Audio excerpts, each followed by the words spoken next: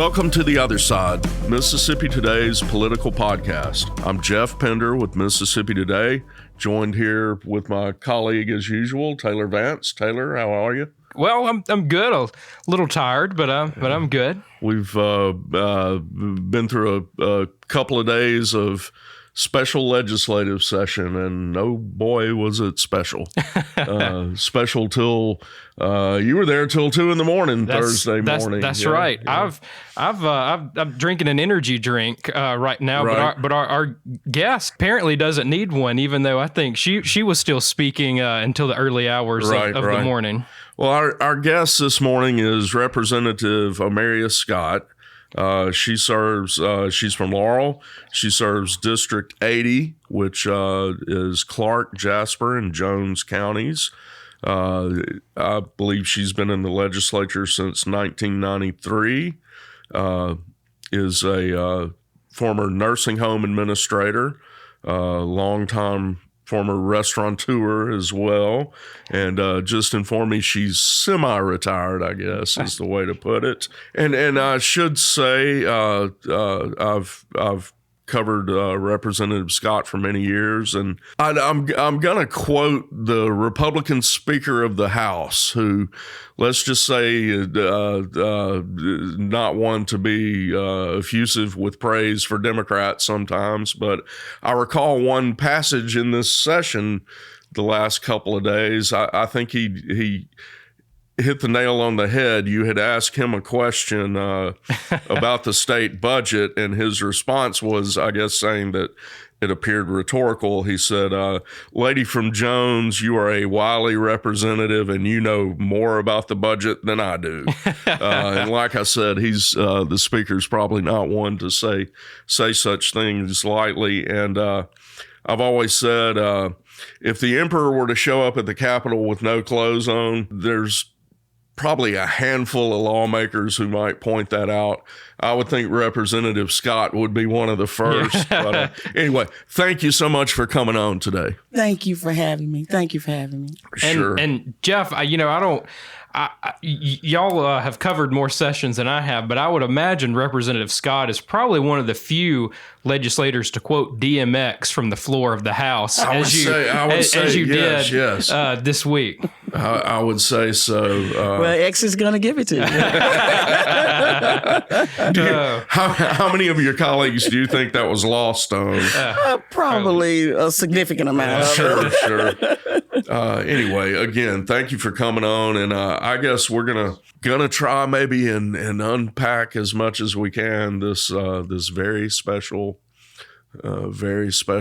session. You guys had to come back into session because of really Republican infighting between the House and Senate leaders. You couldn't get a budget passed. Came back to do it now. This was a rough one, I guess, and we saw on Wednesday, the first day of the session, Democrats in the House used a constitutional right that Mississippi's version of a filibuster, requiring all bills to be read. This was kind of in protest. Give us a little bit of what prompted that and why some members were pretty unhappy with the way things were going. Well, let me say that, first of all, the Republicans are in charge. Tate Reeves, Delbert Hosemann, the Speaker. Supermajority. And so that the citizens will know that the budget process begins basically in November, when the Legislative Budget Committee, after they get the recommendation from the Revenue Estimating Committee, they adopt the numbers. So see, the numbers were adopted in November. And when we came in January, we knew everything. The state economist had told them in testimony that the economy was slowing down. And so I think one of the reasons why a lot of members were frustrated is because we have, since 2022, with the 22 tax cut, taking almost $600 million of revenue out of the opportunity to budget for critical needs in the state. And so we came in and we had 3 iterations of a tax cut. And at every turn, we were told that the economy was good, that we were expecting 3% growth, and that we could fund government and do everything that we needed to do and cut $593 million out of the budget plus the 2% with the $127 million on the 2% food tax reduction. And let's not forget the other 102 on the 0.25% step down.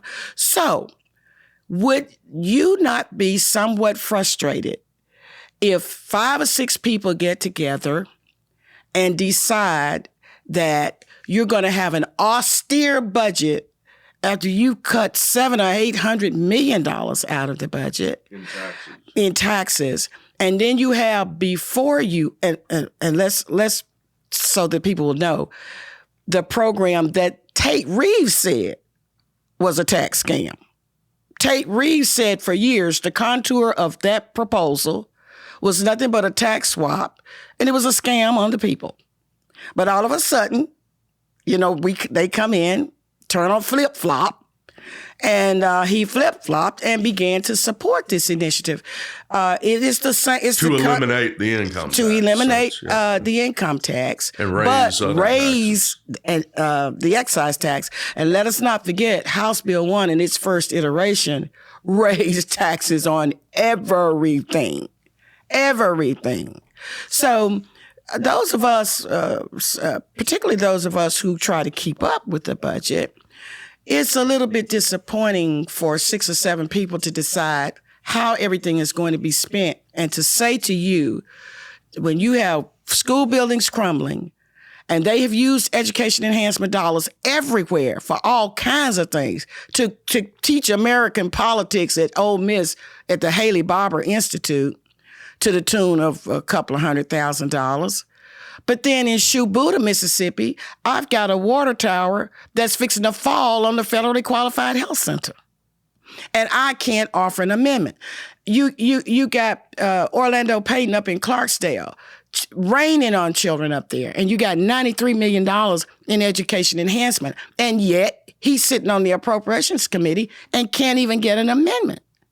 We got $500 million in surplus, $760-something million in working cash stabilization, still over $1 billion in the capital expense fund. And you know why they were afraid to do anything with that money? It's because of that terrible tax policy. They don't know what's going to happen in Washington, but so the citizens would know these were knowns. We knew that President Trump said that he was going to eliminate Obamacare as we knew it, and that he had a concept of a plan. Trey Lamar told us in 3 different iterations that we were going to cut taxes on the assumption of a 3% growth. The state economists told us we were not going to get there. On our best day, we might get to 1.8. And so for Delbert Hosemann to say he gets some report 4 weeks ago telling him, what did Mystical say? Danger! He gets some kind of report 4 weeks ago that tells him, we got to stop. We've got to have an austere budget. That's disingenuous, on its face. And so we're operating on what they told us all year. This economy is solid.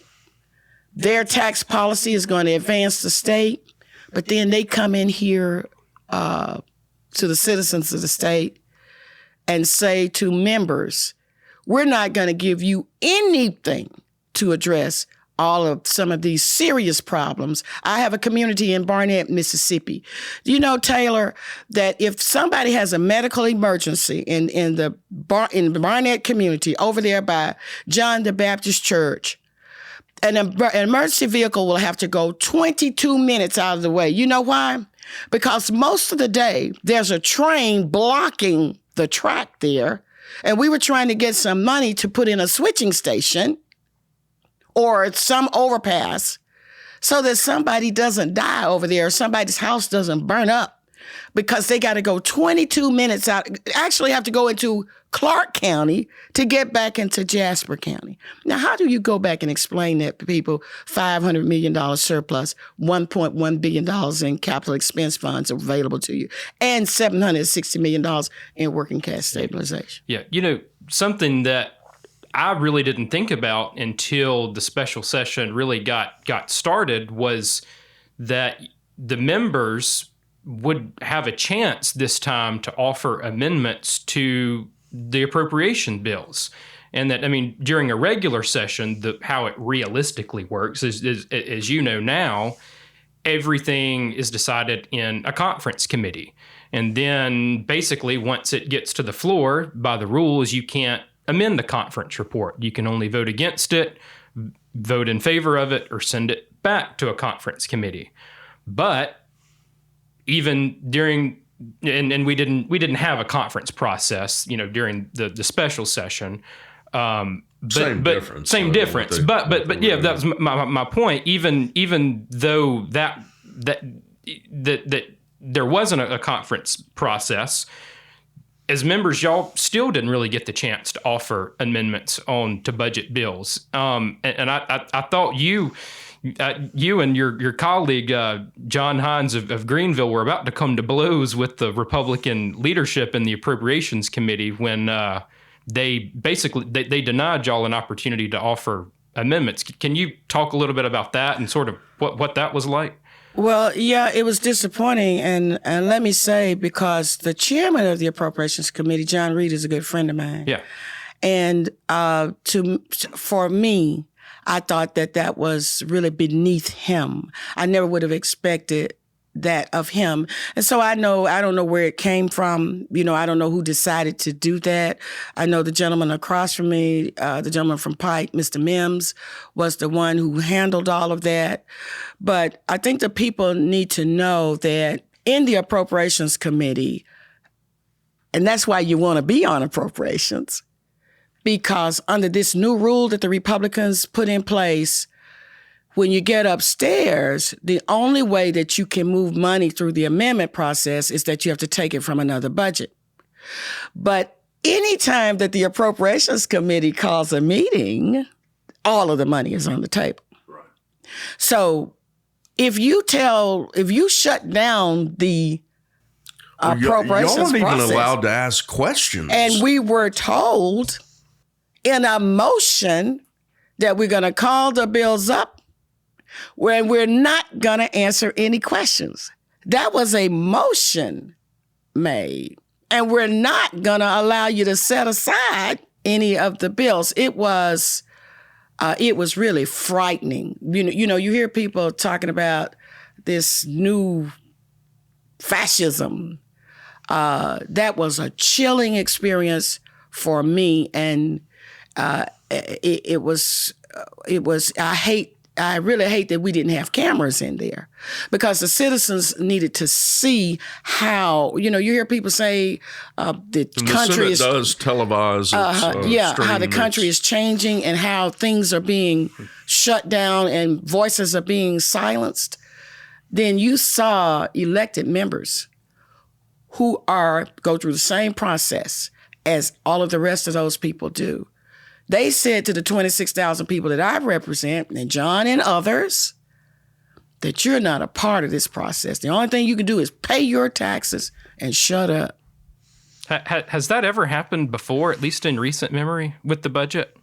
I've never seen anything like that. Yeah. You've always been allowed to set bills aside. Or at least ask questions. And you've always been allowed to ask questions about the bills. That's profound. I mean, think about that. An elected body, and I think it went across both chambers, an elected body, 174 people duly elected by their people in their districts, setting a more than $7 billion state budget. And the way it was done, you could, number one, not really know what was in the budgets beforehand, and number two, not ask any questions. I mean, that's a heck of a way to set a budget. I mean, and Jeff, let me tell you what's really serious. Like you said, I've been up there too long, I guess. But the reason that we're in these lump sum budgets now is because we were going through a fiscal crisis. Mm-hmm. And the agency heads came to us and said, give us some latitude and we'll take these cuts that you've given us and we're going to try to make it work. We used to get detailed budgets. We knew where monies were being spent. Let me tell you what is really insulting to me is that you have these lump sum budgets, these subcommittee chairmen have notes telling them exactly what all of the escalations are, what the new programs are, but they don't. Well, let me say this. Scott Bounds does a good job of getting up, telling us. Angela Carcaham does a good job of getting up, telling you. But if you noticed the other day, you were getting very vague responses. And so the citizens need to know that it is difficult for us to even find out what and how these agencies are spending monies. And they come into the Appropriations Committee for 2 or 3 minutes. Right. And if you try to ask them anything or question them about anything, the committee chairman cuts you off. So I don't know. They say they want transparency. They came up with this accountability and efficiency committee. These people are more secretive than Kim Il-jung or whatever that old guy's name is over there in North Korea.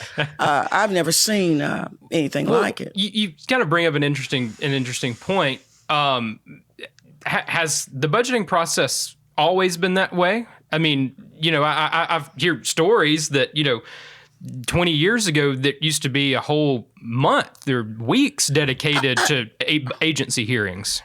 The Legislative Budget Committee met 3 weeks, 4 weeks. But even more than that, you had real subcommittee chairs in appropriations. It would take weeks. We would debate the budget 2 and 3 days. I'm talking about upstairs. Right. That's before the committee. Right. But it has also broken down in the committee process. We used to have subcommittee. You went through the subcommittee. The Republicans have eliminated the subcommittee process. Everything comes straight to the committee. There is no subcommittee process. And so the people will know when you go into the committee, if you ask more than one question, they're going to tell you, lady, we're not going to change this bill. We want to keep the bill clean, only clean unless one of them want to change it. And we want to just move it on through the process. And you get there at the committee meeting with bills stacked up this high, and you're trying to read through them. And then they still won't answer questions for you. State affairs is one that's notorious. But I will say to you that Sam Creekmore is a little bit different with his committee. He does try to allow back and forth, and in public health. And if you notice, he doesn't get a lot of pushback because you've had a vetting. And then he generally doesn't have many problems upstairs. It's when you shut people out, I think, is when you start getting the problems. If you'll recall, you and I talked briefly before this session started, and I think we both had the same concern. In the name of transparency, a spreadsheet was sent out that was supposed to 2 pages. So a 2-page spreadsheet was supposed to inform the membership of what was coming up in the special session. I think you called me and we were both looking at this, scratching our heads. And the column that was supposed to show the current so you could see what might be increased or decreased, you could not decipher that. It was full of other but you know what, one-time Jeff? money, and I mean, really. But do you know what really, again, is insulting about that? If you go back and look at that document that they sent, they went back to the original numbers that was in the budget book. They sent that out to the members and said, this is what we're working with. Show me what you're working with. This is what we're working with. And it was a complete falsehood. It showed nothing. But it was a fraud. It was not the numbers. They went back to, because I said to you, I'm trying to figure out how they escalated these budgets and this and that. Neither one of us could really figure that out. And then when we got the actual bills, Taylor, I said, well, wait a minute. Because, I generally have my budget book with me because that's your Bible. And it was clear that they had gone back to what they had proposed before. So that document that they sent out that was in response to the members saying, give us something to work from, it was fraudulent. I've told Taylor, some other younger reporters, I don't think they believe me sometimes about how it used to be in the old days, maybe so to speak. It was not this closed process. Back then, the state budget and what y'all are looking at was not a state secret. Spreadsheet showing where things stood in the negotiation would be in the conference room on the table for anyone to grab. You mentioned earlier, it's just become a closed process of setting a budget. And Jeff, you were telling me that the Republican chairman would have meetings explaining in detail. Sure. Well, as Representative Scott mentioned, there would be a couple of long appropriations meetings where and way before the things were going to be voted on finally, and they would run through pretty much the entire budget. Here's what we're thinking. The Senate may not go along with, but tell him I'm remembering that correctly. True. And right? Let me say this to you. There was a time when at the beginning of the session, the members were gathered and the budget committee would come down and tell them, this is the contours of the budget. Yeah. We got this much in general funds. We got this much in tobacco. We got this much here or there. And so the members would know basically what the contour of the budget was. They would go through, what in those first pages in the budget book, what the state support funds, what the total funds would be. Herb Frierson would have a chalkboard. And all of that. and let me tell you why it's good, because number one, then the members, they know a little bit about how state government functions from the financial standpoint. But the other thing that's, to me, that's good about it is that when there's going to be new programs, then members get a better idea of what these are, if they're going to be pilot, if they're going to be something that is existing, if this is something that they've already tried and we're going to continue with it. Then members have, in these bills now is stuck all kinds of stuff, things that you've never heard of. And let me tell you, the monies that are being, in my opinion, raped, and that's education enhancement. Because when MAEP was in place, education enhancement was for books, buses, and buildings. That is how it was sold to the people, and those particular areas get fewer and fewer dollars. Do you know that in the general education budget, you got math coaches, but we've been commended on our progress that we made on reading. Go look in that budget and see if you're seeing the money for a reading coach. I mean, we're just backwards in the way that we do things. Right. And we've asked for a longitudinal study on all of the children's programs. We've introduced bills for that. Do you know these people took out of youth services intake workers for the youth court and moved them over to the court? They took the Children's Advocacy Center. It never should have been in the health department. Well, why in the world would you move it to the Attorney General's office? That woman can't even win a lawsuit. Look and see how much money we've had to pay out in all of these judgments that we've had to pay. And she's down there attacking a former member down there on the coast.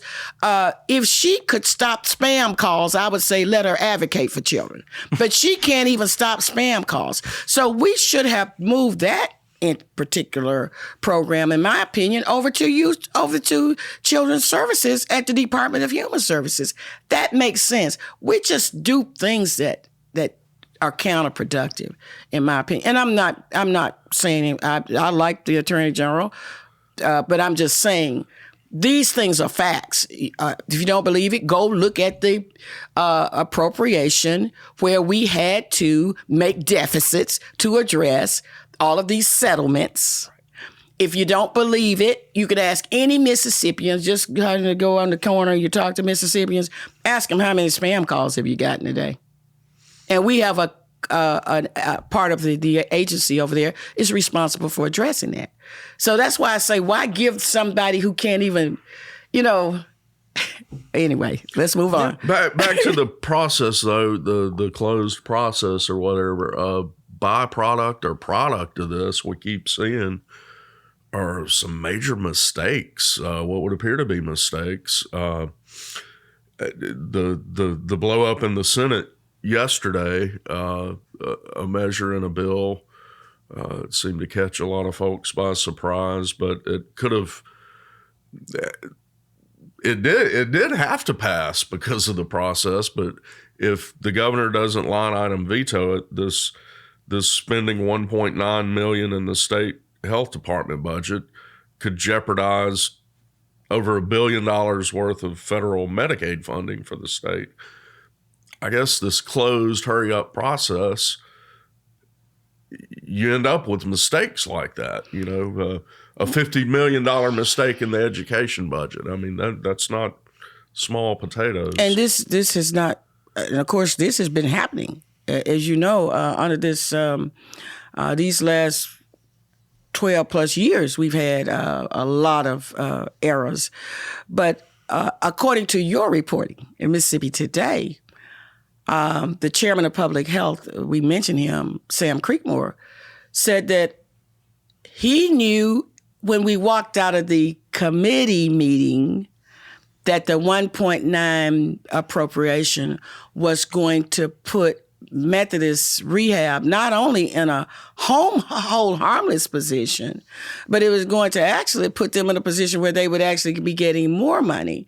Now, we all know that up at the Congress, that this provider tax has gotten a lot of attention. Right.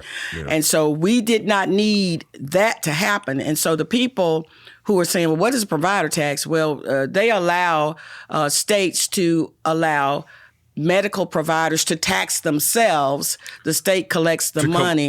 Come up with the state match. Yes, so that Medicaid. We can match Medicaid. But there is one provision in it. You cannot select who gets it. You cannot hold any one of those entities harmless. So if you get $1, you can't get $1 back.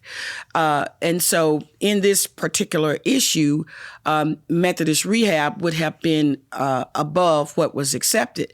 But I think what's egregious and what should be concerning to the people is that these folks knew it, according to your reporting.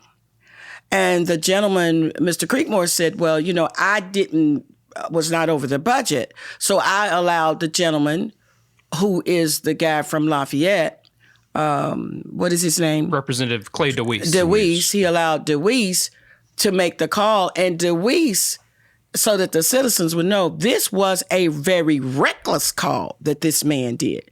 Because as we know, we put the state in a situation where it would have lost $1.2 billion, but we would have been sanctioned. And so we would have been in dire straits, because the people need to know 47% of that $28+ billion budget that we have comes from the federal government. I would give Sam just a little bit of credit. I think we do appreciate him a little bit for at least owning up and saying this is what happened and not trying to hide it. Yes, and he said in your reporting, he said, which was the thing to do. He's a chairman. This guy's a chairman. He respected his position, and he said it was his call. And so the guy who should have corrected that was DeWeese, and it would have been easily corrected. All he had to do was go up there and offer an amendment and take it out. The budget process is supposed to allow to fix stuff like that, but if it's fixed, secret and you're not allowed to touch a bill, not allowed to even look at a bill before you have to vote on it, I mean, that's what you run into. But that could have been fixed, y'all.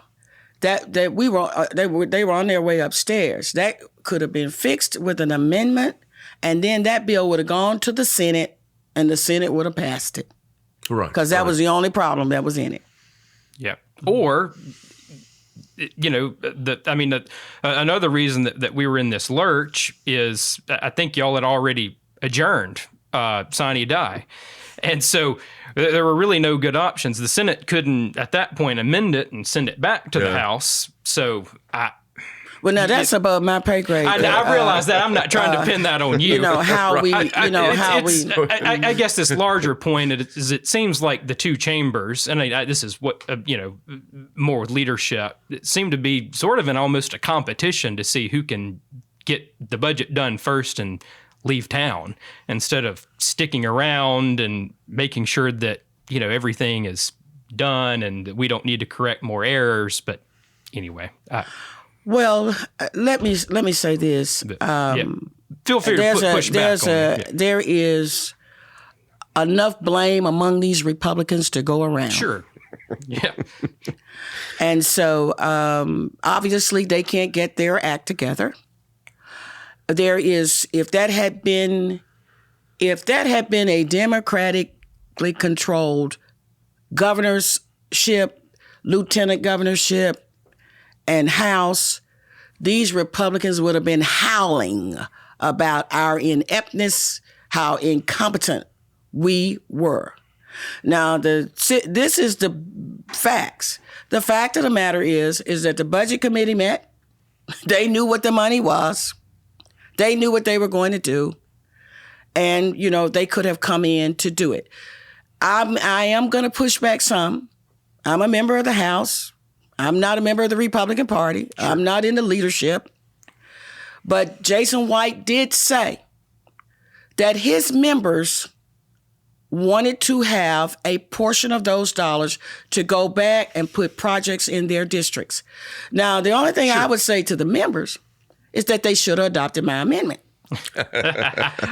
Because had they adopted my amendment, even though the whole budget process blew up, the Senate would have known that we wanted a minimum of $122 million for us to use in projects. Now, the second thing I would say to the members of the Appropriations Committee, they had all the money on the table in front of them, every dime of it.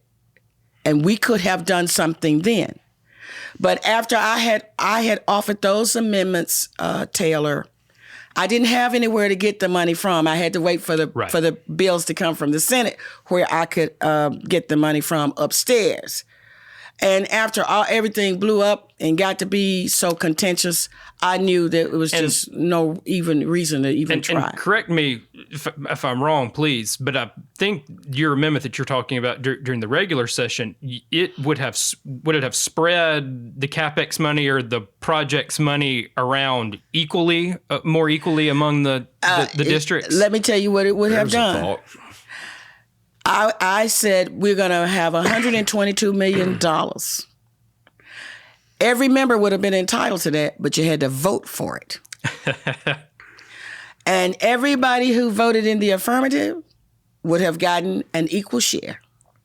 So all they had to do was pass it on the voice vote, and everybody would have gotten an equal share. But if we went to the board, and I think we got 41 votes, I believe. But had we gotten 63, then we all would have had a little less than $2 million. And that would have been awesome. Because you got a lot of people in there that never got 200,000. And I'm not talking about just Democrats. You got Republicans in there grumbling too. And so the speaker was trying to get, so he could help, and with all this thing with Trey Lamar and $38 million, people have been very upset that things have been hidden in bills, hidden from all kinds of people. All kinds of people didn't know some of this stuff was going on. So to the Speaker's credit, he was trying to get some money in there so that he could help his members take something back to their districts. Now, I am going to give him that grace. I have to. Yes. Well, Representative Scott, maybe I'm remembering this wrong. You can tell me, but it seems like I remember when y'all controlled the House, Republicans controlled the Senate. People got along a little better. What's going on here now? Total Republican control, but it seems like lots more friction than maybe there used to be. Well, there's friction, but I'm not going to say we don't get along. You know, I have several Republicans that serve in the House with me. I don't know anybody in the Senate. But that's what I'm saying. Well, I know Briggs. I know Briggs. Back when there was but we used to. Parties, but I don't know them because I'm not on conference. I'm not, so I don't know them.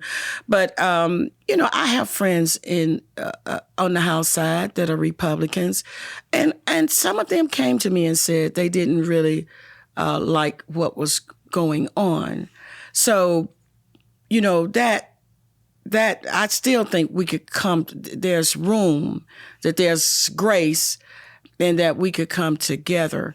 I think the Senate, I go back to, if you for all this time, you've gone all over the state and said that the state is in good shape, that we're going to make money, that these tax cuts are going to create economic paradise for the state, then you are being a hypocrite to then turn around and say to the House leadership, to the Speaker, that you shouldn't have some of this money to send back in needed projects in members' districts. You can't make that make sense. And so we go back to DMX. X talked about losing his cool and losing his mind, but let's remember, X say, now, if you really want me to show out, you gonna make me go all out up in here. And I think that's what you saw these last couple of days. Maybe with those words of wisdom, we may wrap this up. I know Lord, we kept give you me here a sign. while, but really appreciate you coming in. Thank I think you. You threatened to be on the show before. We've threatened to try and get you on before, but it's really good to Thank you. have you on, and we hope you'll come back early and often. Absolutely. Thank you, guys. I really enjoyed it. Of course. Thank you.